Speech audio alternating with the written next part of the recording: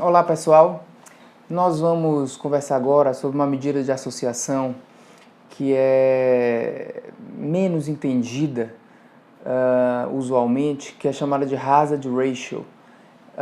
E o Hazard Ratio, embora seja menos entendida, ela é muito utilizada por estudos, tanto estudos de coorte, que tentam mostrar a relação de fatores de risco ou marcadores de risco, como ensaios clínicos randomizados que tentam avaliar efeitos terapêuticos, né, de condutas terapêuticas. Normalmente, a gente está acostumado a raciocinar com base em risco, portanto, o risco relativo, o risk ratio, como se fala em inglês, que é basicamente o risco de um grupo de pessoas, exemplo, que está tomando a droga dividido pelo risco do grupo de indivíduos randomizados para placebo, né? Então, risco relativo é uma medida mais intuitiva. E parecida com o risco relativo existe a situação do Hazard Ratio, que é uma razão de hazard. Então, para entender o que é o Hazard Ratio e a diferença disso do risco relativo, a gente tem que antes conversar a diferença de hazard e risco, né? Então, o que é risco, que é mais intuitivo? Risco é uma probabilidade, né? O risco de morte é a probabilidade de uma pessoa morrer. Então, quando você tem um grupo de pessoas, no numerador está o número de indivíduos que morreram e no denominador o total de indivíduos naquela amostra. Então, isso é a medida de incidência, de probabilidade, de risco, ok? Denominador, total de indivíduos, numerador, os indivíduos que tiveram aquele desfecho. O que é hazard? Hazard, o numerador tem a mesma coisa, o número de indivíduos que tiveram o desfecho, mas o denominador vai ser diferente. Ao invés de no denominador a gente ter o número de pessoas, no denominador a gente tem uma medida de tempo, o tempo de segmento que aquela amostra está sendo observada. Então observe que no numerador é o número de desfechos. Se no denominador você tem um tempo de segmento pequeno e ocorreu aquela quantidade de desfecho, isso é um hazard maior do que se para o mesmo número de desfechos você tem um tempo de segmento muito maior. O tempo de segmento está no denominador, o tempo de segmento grande você diminui o hazard, ok? Então sempre o que está sendo contado, que é o numerador, é o número de desfecho que acontece, mas no denominador é o tempo de segmento.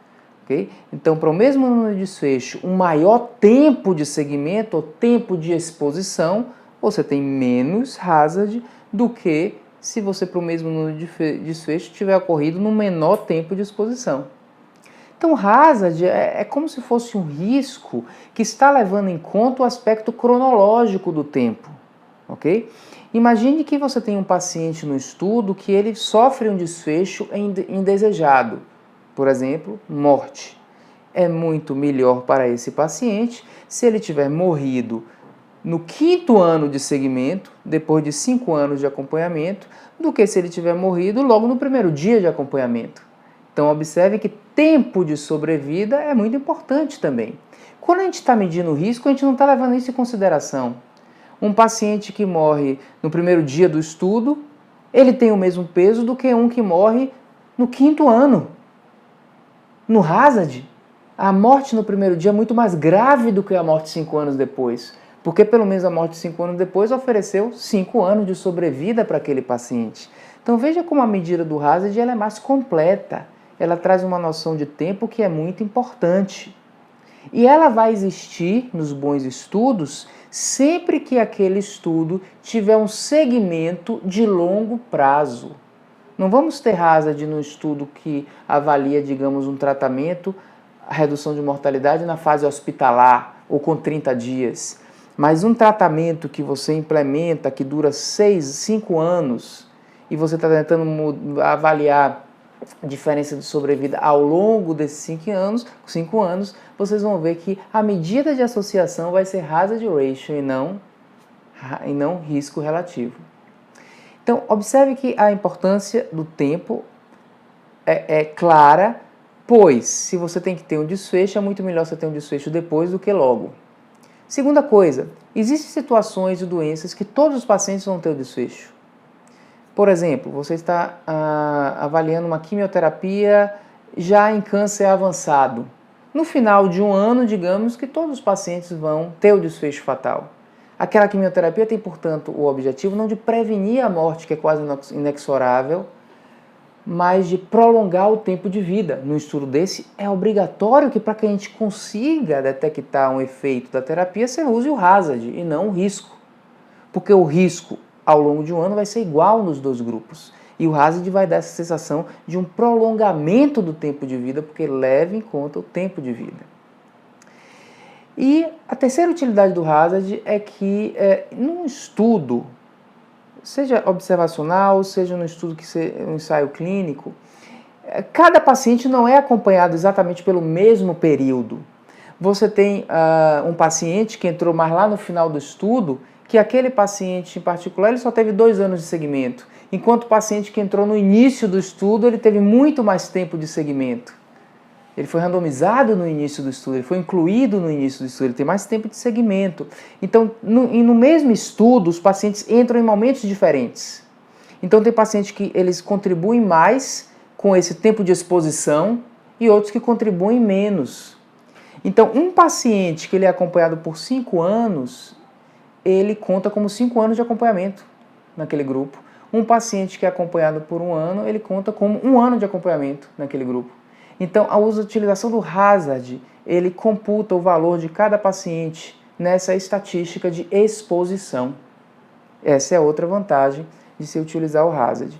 Então, nesse denominador que eu falei que é a unidade de tempo, se utiliza como unidade de tempo o que a gente chama de pessoas-tempo, que pode ser pessoas-ano ou pessoas-meses, o mais comum pessoas-ano.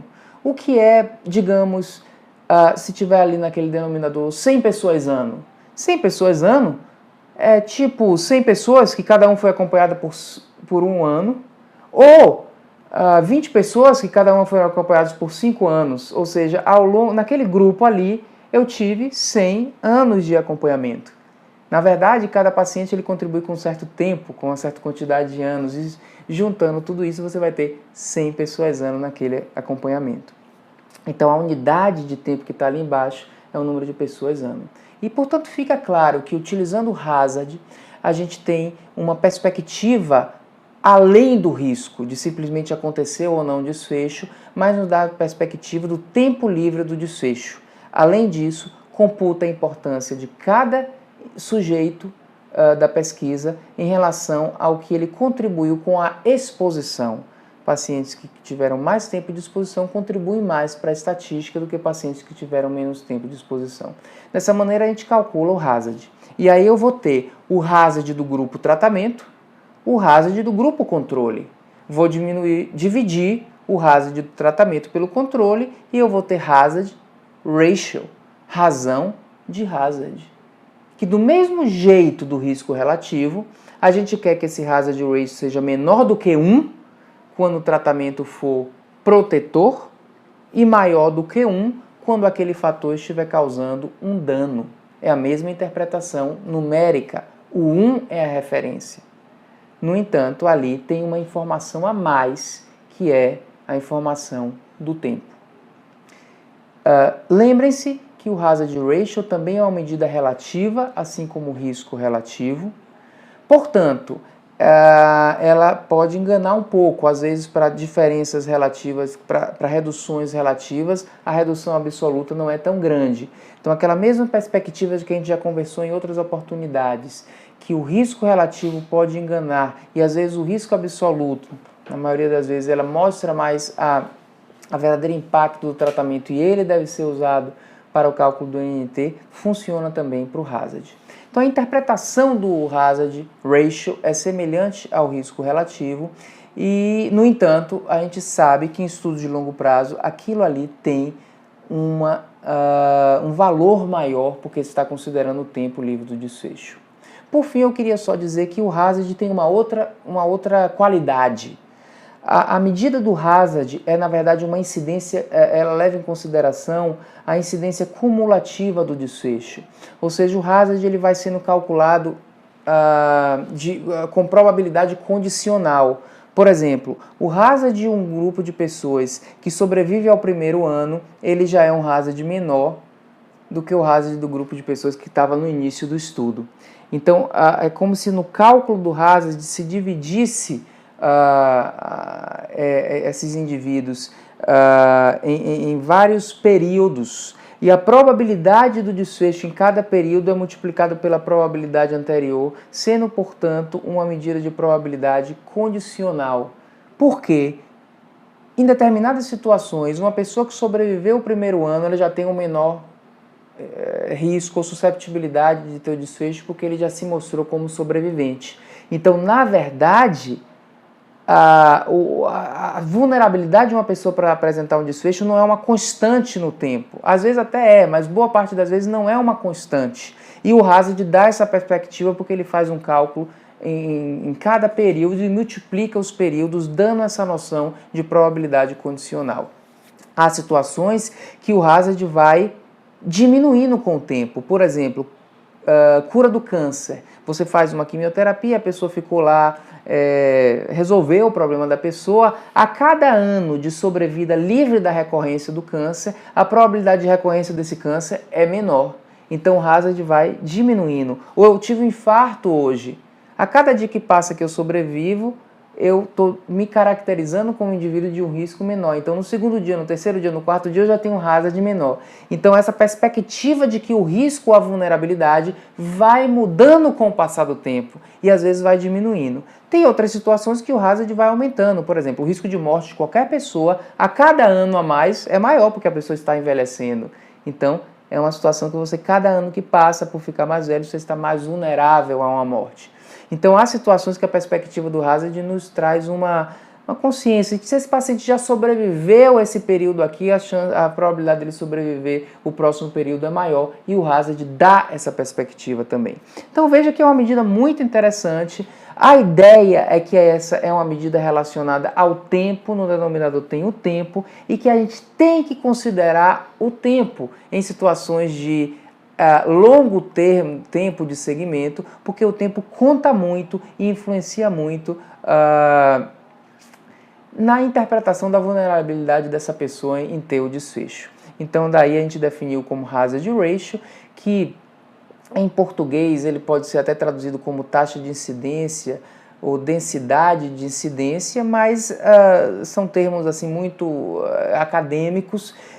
Fica mais fácil a gente usar o próprio termo em inglês, que é o que a gente vê mais comumente nos artigos, portanto eu uso como hazard ratio, assim como a gente usa odds ratio.